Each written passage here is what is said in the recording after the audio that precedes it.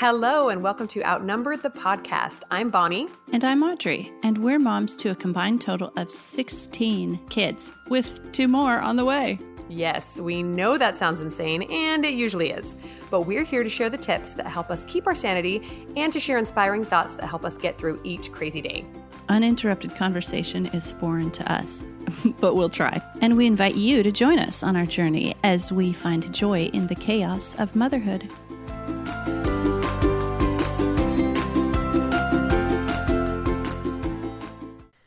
Hey everybody, welcome to episode 16 of the Outnumbered podcast. And today we are going to be talking about something that every mom struggles with, and that is how to manage our time. Is that something you struggle with, Audrey? Oh yeah, definitely. I'm always feeling like I don't have enough time. Yeah, for sure. We get this question a lot, I think. At least I do. I'm sure you do too, Audrey, about how we get it all done with a big family and homeschooling and businesses on the side. And so we wanted to share some of our favorite tips to help other moms and also to just kind of start your thinking outside of the box if there's something else that you'd like to fit into your day and you've been having a hard time doing that.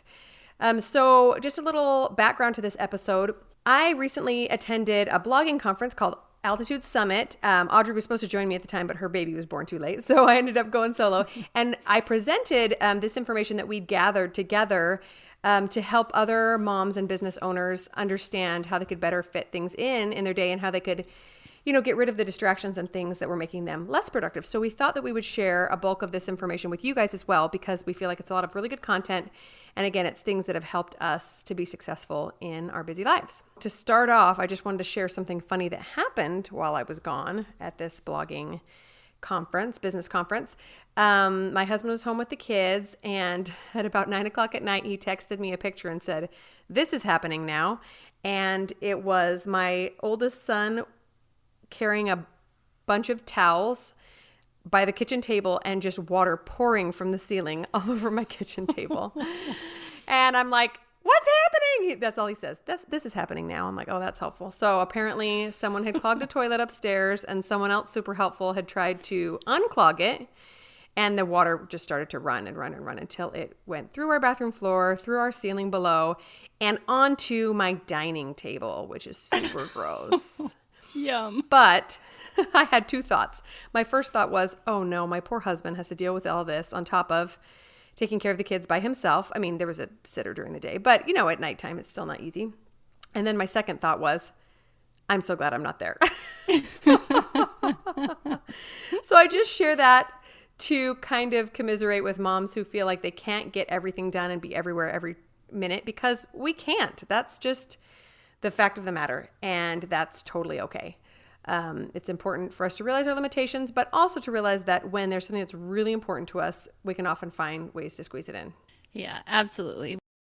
So we're going to start with time management. It's not really about finding more time because we all only have 24 hours in the day, but it's about making more time. Time is finite, and more is not going to drop into our laps unless we borrow or steal from other areas.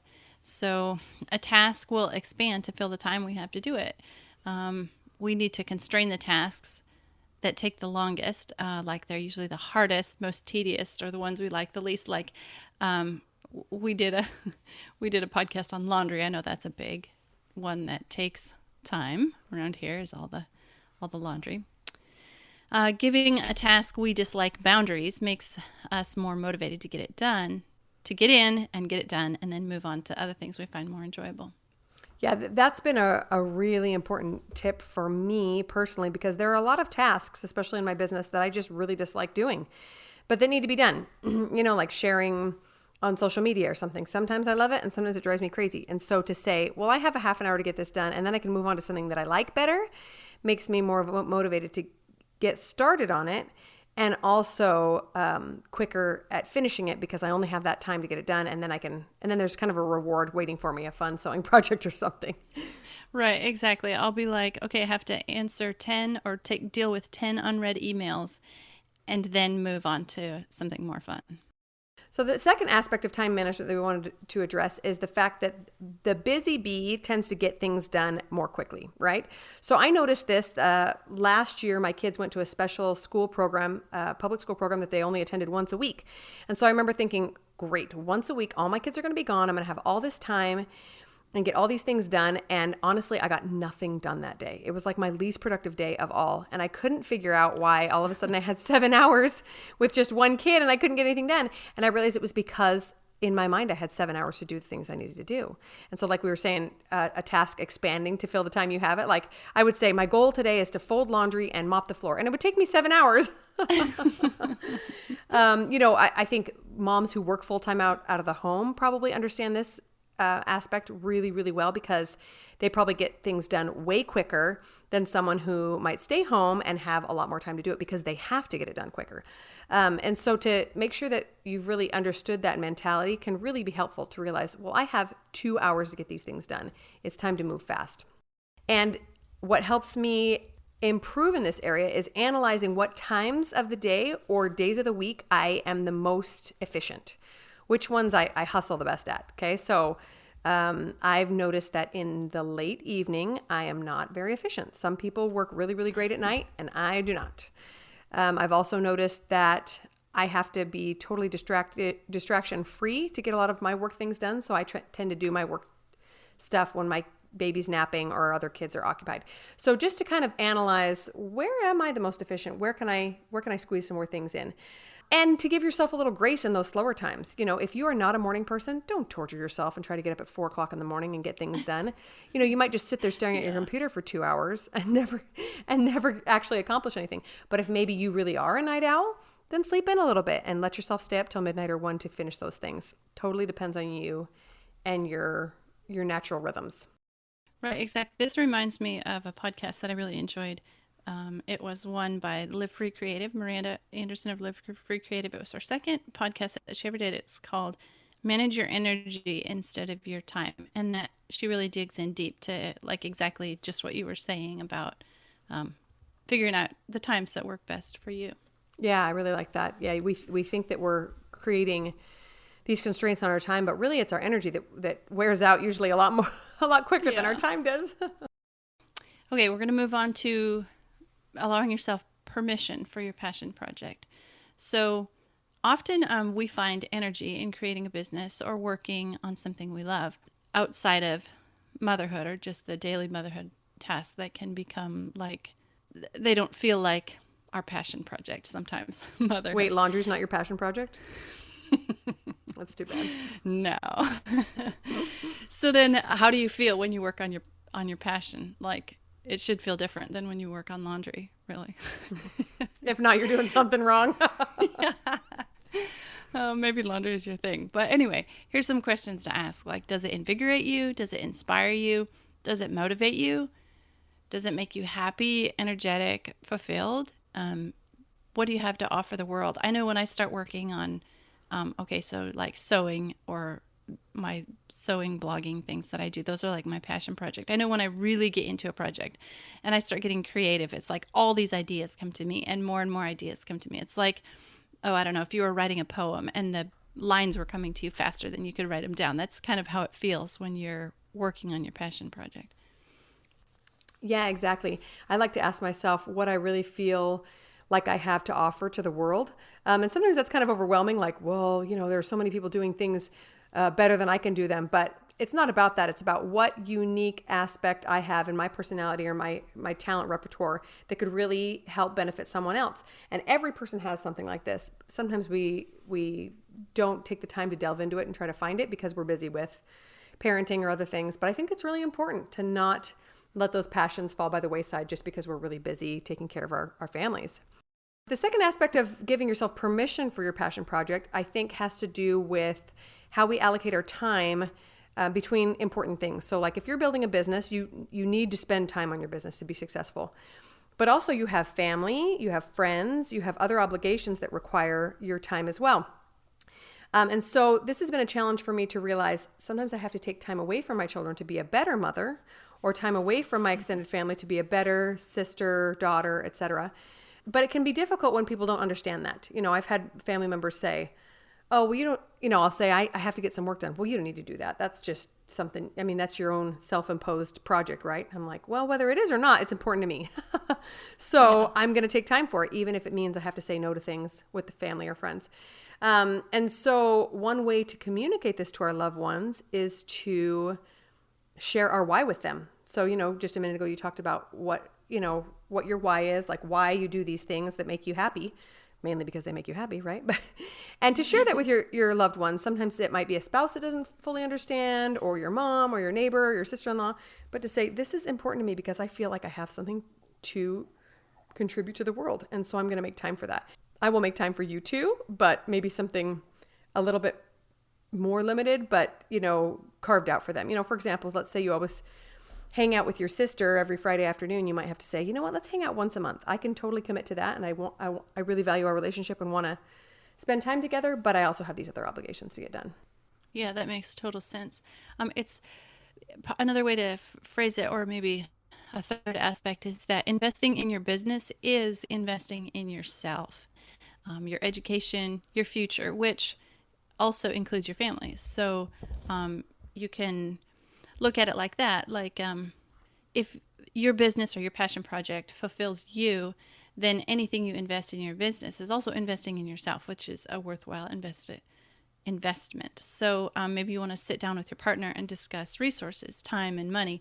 Where can you get more time, or where can you get more money to invest in your business, which is investing in yourself? Like the two are tied closely together. So is your partner on board with you investing 20 or more hours a week?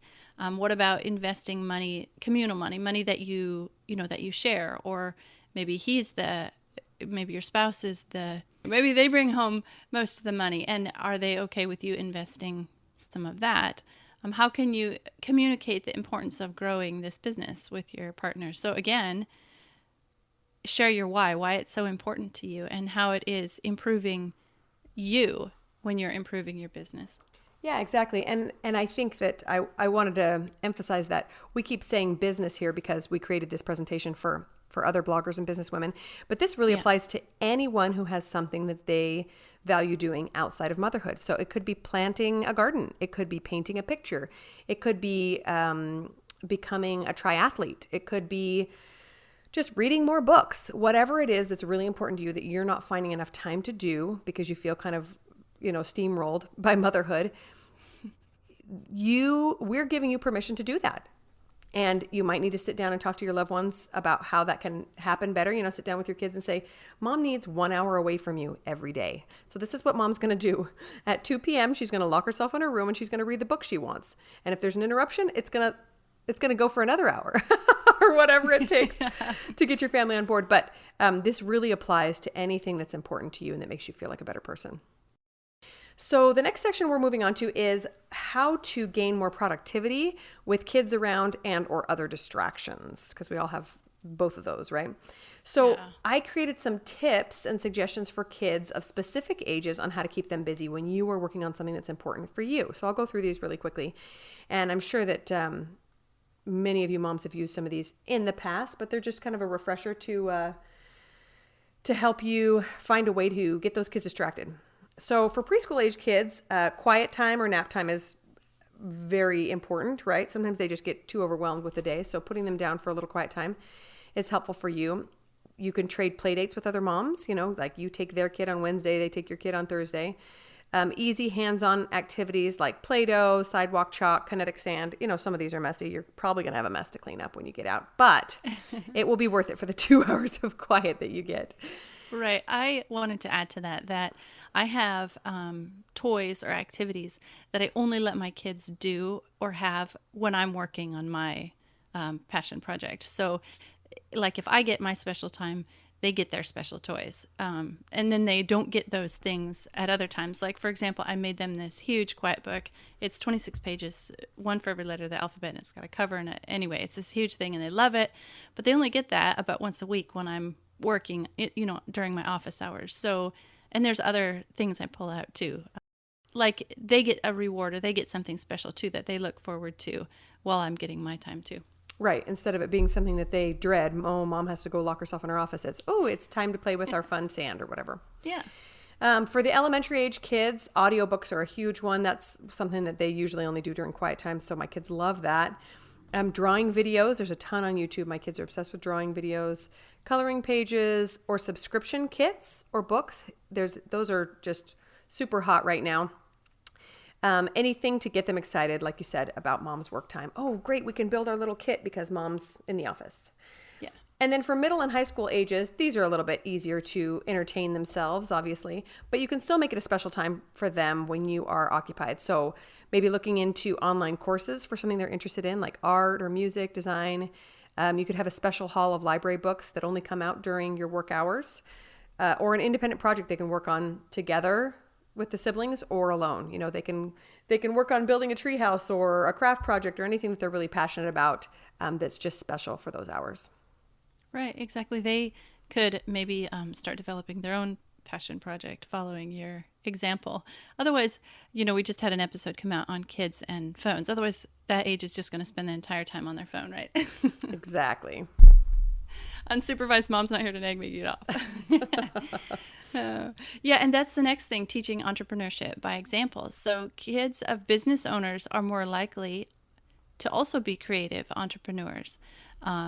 So you're teaching them by your example just by simply doing it, even if you're not teaching them, this is how to, for you and I, it's sewing. This is how to, sew a seam or put in a zipper.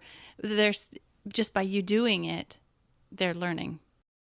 So beware of self-limiting talk to yourself because they listen and absorb that too. And they, if you're negative about yourself or about your progress or about your business, they're going to pick up on that too. So what can you do? How can you encourage them to get started on their own businesses and dreams? How can you help them carve out their own time, since that's what we're talking about? Or how can you maybe support them a little bit financially to launch their own dream?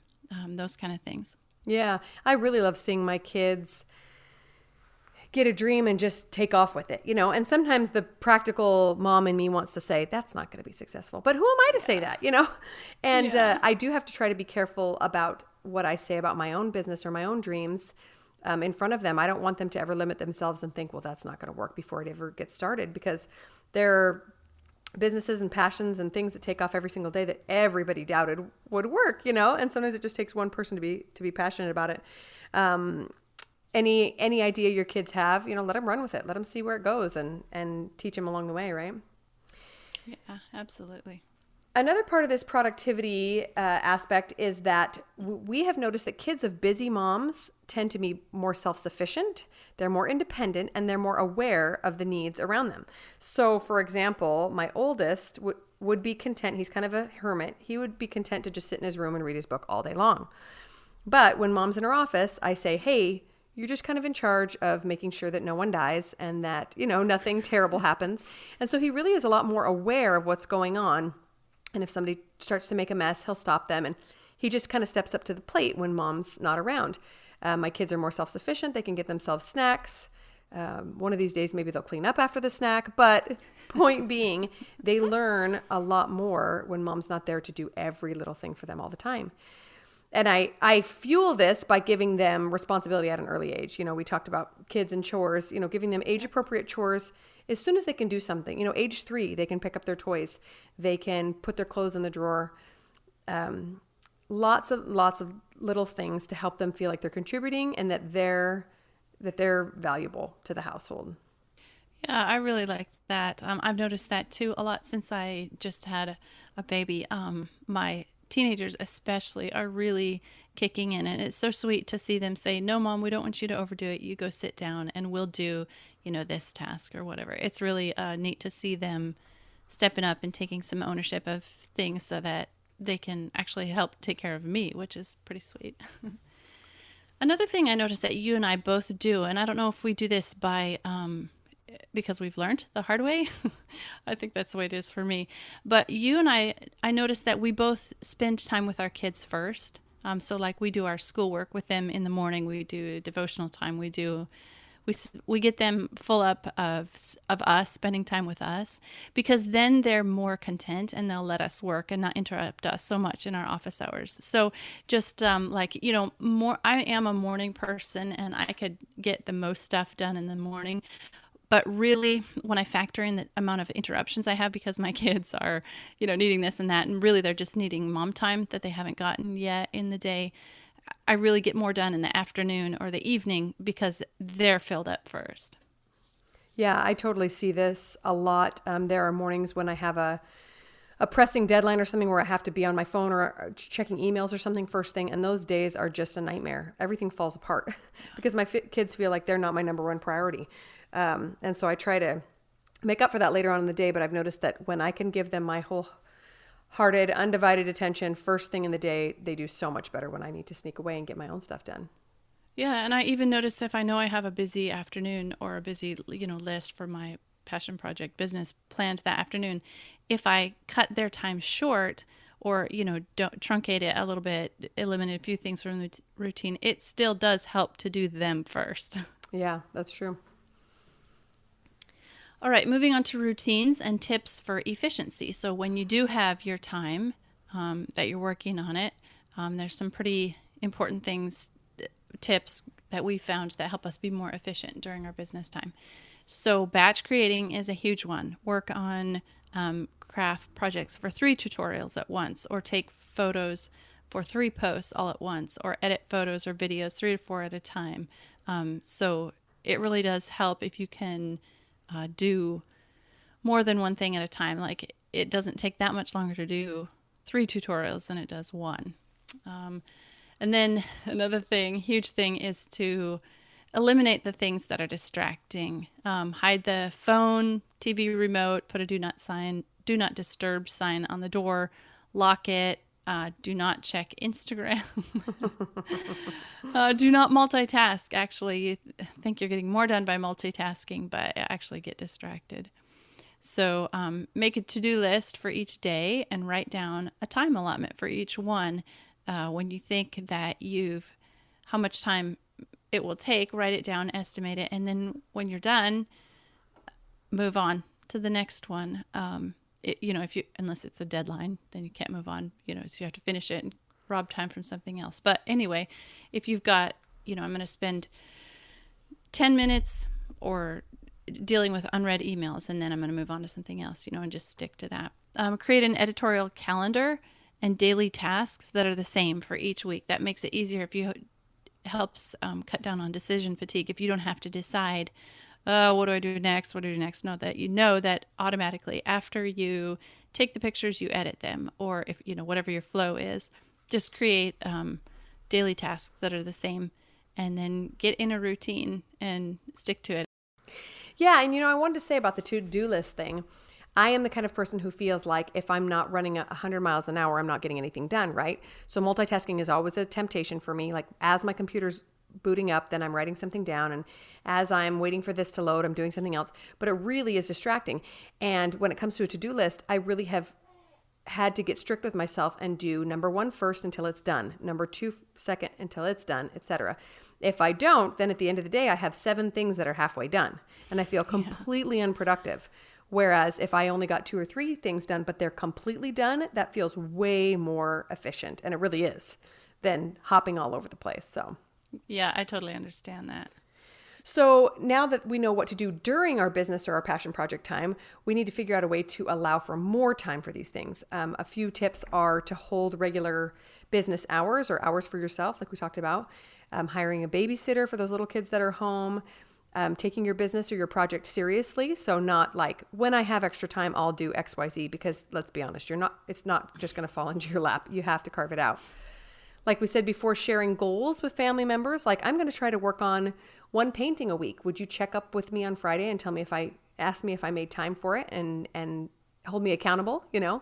We also mentioned investing money in our project and learning to say no to things that do not further our passion project. So this has been a hard thing for me in blogging, because there's always so many opportunities to do fun things, but I've really had to get specific about my why and only follow the opportunities that really further that why, if that makes sense.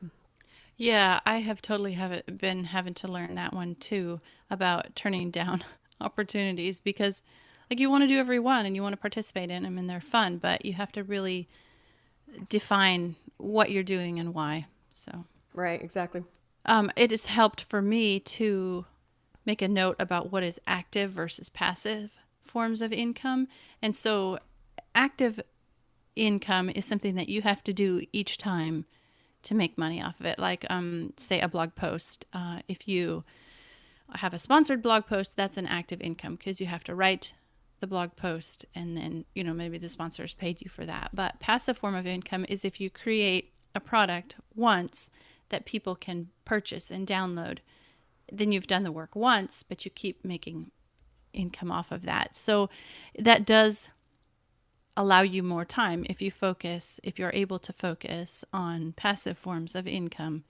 It does allow you to, like, it might take more time to create a passive form of income than an active form of income, but the passive one will keep making money for longer. Does that make sense? Right. You're actually, your return on your investment for that time is higher and higher and higher as the money keeps coming in. Yeah, that makes sense. Yeah. Another thing that helps you be more efficient is making dedicated space and time. So we see this a lot in the sewing community. Like if you sew on your dining room table and you have to clean it up before you can eat the next meal, then you don't have a dedicated space. I mean, not everybody has their own sewing room. I happen to have a little spot carved out in my bedroom, a table set up that I don't have to break it down and put it back up. But that does add to your time, the time that it takes to work on your passion project. If you have to pull it all out and set it all up every time, that is not as efficient as having a dedicated space and time. So the more potential distractions, the longer things take. Can you maybe try the library or communal workspaces? A lot of bigger cities offer communal workspaces. Maybe go to a friend's house while they're at work, extra room in somebody's basement or something. And then one thing, don't forget to take breaks. If your mind is wandering and you can't focus, get up, take a walk, eat some chocolate, grab a snack, put a timer on for 10 minutes, and then do something completely different from what you've done, what you were doing, like YouTube or whatever, and then get back to what you were doing, and your mind will be fresher than trying to spend the next 30 minutes just pressing through and you're not focused, and that helps you be more efficient with your time. Yeah, that definitely happens to me when I've got a to-do list full of things I don't want to do, like we mentioned before. So to just stop and take a break is really helpful. So another thought for being efficient is to maybe post your personal or business hours in your home or on your front door. So this doesn't happen so much in our new home because we're a little bit more isolated. We have a little bit bigger property, but in our old house, we would have neighbors knocking on the door all the time. And so we had to tell them when our school time was and when my office hours were so that they knew I couldn't come to the door. If a kid could open it, then great. But if not, so be it. And I'm finally better at not answering the phone when I'm busy with something instead of, hopping up every 5 seconds to check on that distraction. If you have a business, it could also be helpful to post these business hours on your website or on Facebook so that your customers know when you'll be getting back to them. There are so many home-based businesses now that most people understand you're not going to be monitoring and checking back on emails 10 hours a day. But even that being said, I still have customers that are asking why I didn't respond to their email 2 hours later. I'm like, well, because I had a poopy diaper and 3 kids melting down, and I will get to you later today, I promise. But it could be really helpful to say between 1 and 3, that's when I answer my email. So you're going to have to wait for me then. Another option is also creating automated text or email responses. So friends and clients know, oh, she's not at her desk right now. She'll get back to me later today or within 24 hours or whatever your thing is. Right. Sometimes just knowing your email went through helps you be a little more patient. Right. Exactly. Yeah. Going back to making a dedicated space, you can find a dedicated corner where you don't have to put away your crafting or business supplies. A closet, a pantry, a garage, a corner of a bedroom, an unused shed, lots of potential spaces when you start looking. And then it's important to keep your business tools and supplies separate from your personal. This is important, of course, for taxes and business records too, but it also sets them apart in your mind too. In the sewing community, we joke about our sewing scissors. Nobody gets to use our sewing scissors for anything else because we like to keep it sharp, but also because we like our tools to be useful and usable when we need them. And that for any project, that helps you. I remember as a kid liking to play bank with my mom's old checkbooks and things. Like, you just have this special set of things and they're yours, and you get to deal with those, play with those. Keep your business records updated. It takes so much longer in April to find and categorize a year's worth of receipts. Ask me how I know.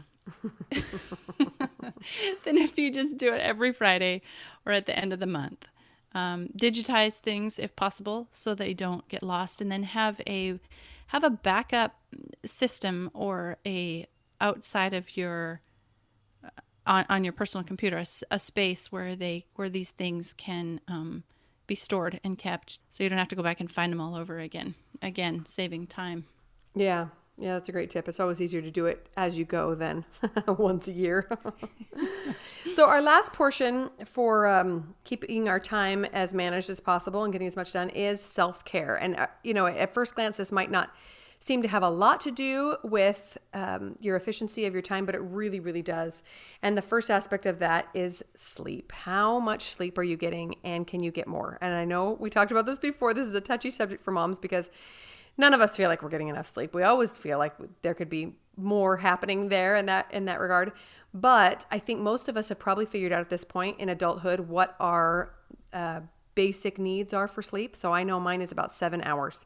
Sometimes I wish it was more like 5 or 4, but it's not. That's just what my body needs. And so I notice that if there's 2 or 3 nights where I'm getting significantly less than that, bad things are going to happen, and everyone's going to notice it because I'm not going to be happy. And so I have to make that a priority. Anything that I can get done late at night that bites into my sleep time is really not worth it. Yeah, exactly. In fact, Bonnie, don't we have a whole episode about sleep? We sure do. So if you need more sleep, go listen to that one. There's some good tips for sure. Oh. All right. Another tip for self-care is don't become a workaholic. Self-employment burnout is real because you're accountable to yourself. And so be accountable for self-care as you would for an employee. Take care of yourself. Just because you love your job doesn't mean you should do it 24/7. If you do, you'll get burnt out fast. Or ask for a spouse or a partner, a friend to help you on this. And then create a weekly day of no work. It'll help you be much more productive on the days where you do work. I think it's pretty common. My day off is Sunday. Yeah, so my day is also Sunday, and I'll have to say that at the beginning when I first started my blog, it was difficult to hold to it. I always thought, well, I'll just run over and finish a project really quick in my office, or I'll just go start a new blog post. But honestly, it became so that my business was like weighing on my mind all the time. And while it's still hard to shut off my brain with ideas and thoughts coming to it, business related, it's so nice to have one day where I know I'm not allowed to work. I just tell myself that's the day from myself and my family, and I'm not going to do anything that day. Okay, so that moves us on to the very last aspect of self-care, which is to get outside. Being locked inside your house as a business owner or someone who's stuck inside doing something that you love can be eventually harmful for your personality and your brain. You need some exercise. You need to talk to real human beings, to network in real life. So let's say you're an artist. Maybe there's an artist meetup at your local library. You can go and talk techniques with them, share your work, etc. So helpful to talk to other people, especially if you're always stuck inside. Find others who are doing what you do, and share your frustrations, your highs, your lows, and you'll both be more efficient that way. Right, exactly. I think with social media, we kind of feel like we're interacting with real people, but it is real people, but there's nothing like in-person interaction. Right, exactly. And like I said, just getting outside, see the sun. Don't turn into a vampire, right? We are actually going to include a link to these notes and a handout we used from our presentation in the show notes today, because this handout can help you analyze where you're spending your time and maybe where you can cut some things out. One of the things we talk about a lot on this handout is what you can delegate if necessary. Is there something that's just taking a ton of your time that you could delegate, like carpooling your kids, for example? And that might help you better analyze where your time is going and where you can find some more time.